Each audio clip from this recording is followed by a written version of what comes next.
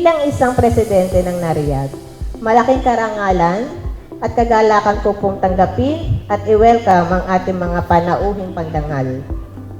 Ang katuwang, mga opisyal at lahat ng kasapi ng naririto ngayong araw upang ipagdiwang ang ating ika-33 anibersaryo. Ang inyong presensya, patunay ng ating matibay na pagkakaisa at walang sawang pagtutulungan para sa kapakanan ng ating bayan. Lubos din po ako nagpapasalamat sa bawat chapter, opisyal at miyembro na patuloy na nagsasakripisyo at nagbibigay ng panahon at lakas para isakatuparan ang ating adhikain.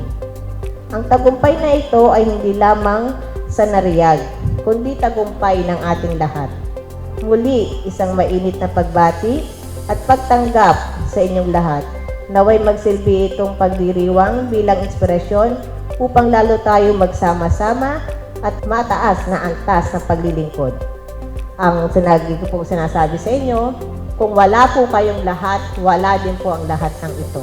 Kaya muli, maraming salamat at gabayan nawa tayo ng buong may kapal.